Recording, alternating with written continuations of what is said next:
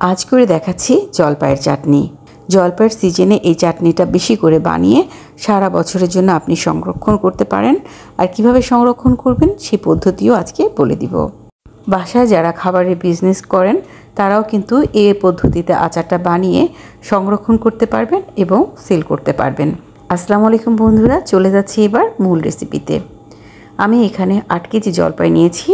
জলপাইগুলোকে খুব ভালো করে পরিষ্কার করে ধুয়ে পানি ঝরিয়ে নিয়েছি। প্রায় 2-3 ঘন্টা আগে আমি এটাকে ধুয়ে রেখেছিলাম। সমস্ত পানিটা যখন ঝরে গেছে তখন বড় একটা পাত্রে ঢেলে নিচ্ছি। কিছু জলপাইতে দাগ ছিল, ওগুলো আমি কেটে এই যে একটুখানি ফেলে দিয়ে নিয়েছি। সমস্ত জলপাইকে এভাবে নিয়ে নিচ্ছি। এলাচ দিয়ে দিচ্ছি 4-5টি, দারুচিনি দিয়ে দিচ্ছি 3-4 টুকরো, তেজপাতা দিয়ে দিচ্ছি 6-7টি। এবার দিয়ে দিচ্ছি লবণ। প্রতি কেজির জন্য 1.5 টেবিল চামচ করে প্রথমে লবণ দিয়ে নিচ্ছি, পরবর্তীতে টেস্ট করে আবার স্বাদ অ্যাডজাস্ট করে লবণটা ব্যবহার করব। এবার দিয়ে দিচ্ছি আমি ভিনেগার।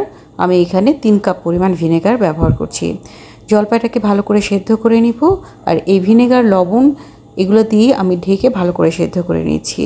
কোনোভাবেই কিন্তু আমি এখানে কোনো পানি ব্যবহার করব না। পানি ব্যবহার করলে আচারটা দীর্ঘদিন ভালো থাকবে না, এটা নষ্ট হয়ে যাবে। চুলার আঁচ একদম ছোট করে দিয়ে আমি বারবার নেড়ে এটাকে সেদ্ধ করে নিচ্ছি। আমার আচার সংরক্ষণের একটা ভিডিও রয়েছে, যেখানে অধিকাংশই কমেন্টসে হচ্ছে, আপু আমার আচারে ফাঙ্গাস পড়ে গেছে বা ছত্রাক পড়ে গেছে, এখন আমি কি করতে পারি? আচার নষ্ট হয়ে যাওয়ার পরে আসলে কিছু করার থাকে না। তাই আচার দীর্ঘদিন সংরক্ষণ করতে চাইলে আচার বানানোর শুরু থেকেই কিছু কিছু টিপস ফলো করতে হবে। ভিনেগার আর লবণ দিয়ে ঢেকে রাখার পরে কিন্তু জলপাই সেদ্ধ হয়ে গেছে। এবার এটাকে আমি ম্যাশ করে নিব। যেহেতু আজকে আমি চাটনি বানাবো, তাই যতটুকু সম্ভব আমি জলপাইগুলোকে একটু ভেঙে নিচ্ছি। আর যতটুকু দানা দানা আছে সমস্যা নেই, এটা রান্না করতে করতেই গলে যাবে। এবার আমি চিনি দিয়ে নিচ্ছি। 8 কেজি জলপাইয়ের জন্য আমার প্রায় 6 কেজি চিনি এবং 1 কেজি গুড় লেগেছে। যেহেতু এটার ভিতরে ভিনেগার দেওয়া আছে, তাই চিনির পরিমাণটা কিন্তু একটু বেশি লেগেছে। এটা কিন্তু খুব বেশি মিষ্টি হবে না, টক মিষ্টি একটা ভাব থাকবে চাটনিটার ভিতরে। আপনারা যতটুকু আচার করতে চান সেই অনুপাতেই উপকরণগুলো কম বেশি করে নেবেন। অল্প অল্প করে চিনি দিয়ে আমি খুব ভালো করে মিশিয়ে নিচ্ছি। সবগুলো চিনি গুলে কিন্তু পাতলা হয়ে গেছে। আচার প্রথম থেকে শেষ পর্যন্ত কিন্তু লো হিটেই রান্না করতে হবে, কোনোভাবেই যেন আচারের তলায় লেগে না যায়, তাহলে ঘ্রাণটা নষ্ট হয়ে যাবে। আর চেষ্টা করবেন পুরো তলাওয়ালা কোনো হাঁড়ি ব্যবহার করতে। এবার দিয়ে দিচ্ছি আমি 1 কেজি খেজুরের গুড়। গুড়টা দিলে ঘ্রাণটা খুব ভালো আসবে এবং চাটনির যে পারফেক্ট ব্রাউন কালারটা সেটা চলে আসবে। গুড় খুব ভালো করে আচারের সাথে মিশিয়ে নিচ্ছি।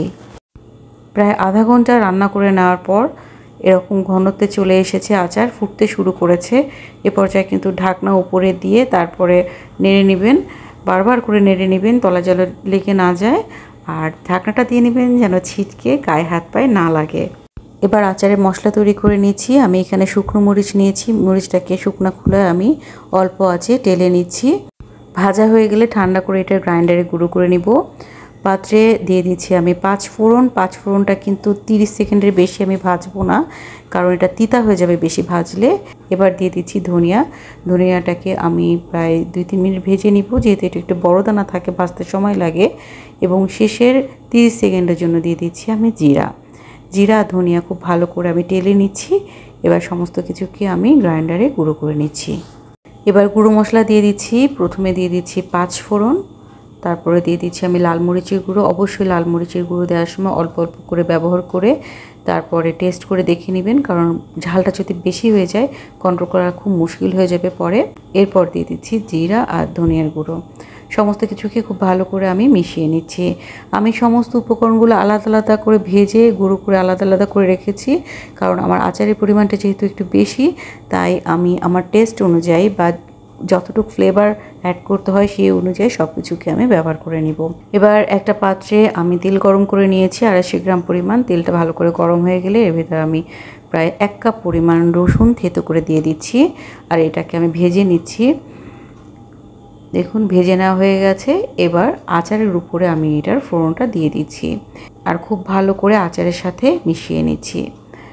যেহেতু চাটনি টাইপের আচার, তাই অতিরিক্ত কোনো তেলের প্রয়োজন হবে না। এতটুকু তেল দিয়ে ফোড়ন দিয়ে নিলেই দারুণ একটা ফ্লেভার যোগ হবে।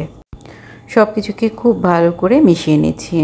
ঘন হয়ে গেলে আচারটা নামিয়ে নিব। তার আগে আমি কিছুটা জিরা আর ধনিয়ার গুঁড়ো রেখে দিয়েছিলাম সেটা দিয়ে দিচ্ছি। এবার আরও 6-7 মিনিট আমি এটাকে রান্না করে নিব।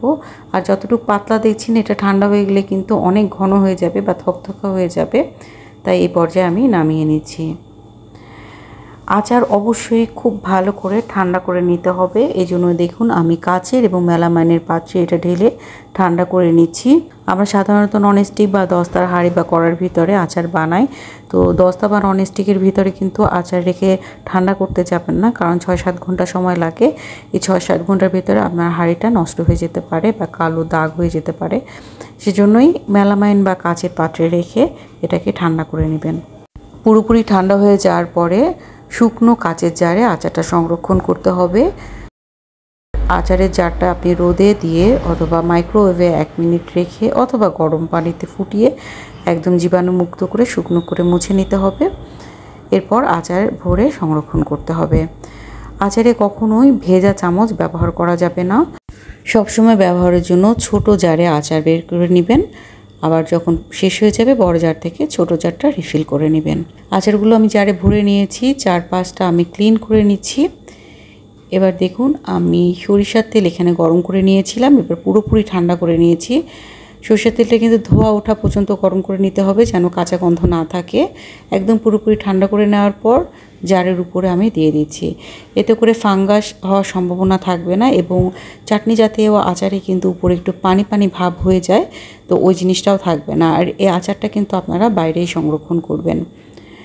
আচার দীর্ঘদিন সংরক্ষণ করার জন্য 2-1 মাস পর পরই বয়মের মুখটা খুলে রোদে দিয়ে দিবেন। আবার যখন বয়মটা ঠান্ডা হয়ে যাবে, রোদে দেওয়ার পর তো গরম হয়ে যাবে বয়মটা, যখন ঠান্ডা হয়ে যাবে বয়মটা তখন মুখটা লাগিয়ে সংরক্ষণ করবেন। আচারে যদি পানি ব্যবহার না করা হয় এবং ছোট ছোট কিছু টিপস ফলো করা হয়, 1 বছর না আপনি একবার আচার বানিয়ে 2-3 বছর পর্যন্ত রেখে দিতে পারবেন এবং আচারের স্বাদ কিন্তু দিন যত যায় তত বাড়ে। আমার চ্যানেলে আচারের একটা প্লেলিস্ট রয়েছে যেখানে বিভিন্ন রকমের আচারের রেসিপি রয়েছে, আপনার পছন্দ মতো সেখান থেকে কিন্তু দেখে বানিয়ে নিতে পারেন। আচারটা যেহেতু আমি রাতে বানিয়েছি তাই ভিডিওতে কালারটা একটু কালো লাগছে বেশি, এটা আসলে একদম ডিপ ব্রাউন কালার হয়েছে। তো আশা করি ক্ষমা সুন্দর দৃষ্টিতে দেখবেন। আজকে পর্যন্ত ইনশাআল্লাহ আবার দেখা হবে নতুন কোনো রেসিপি নিয়ে। আল্লাহ হাফেজ।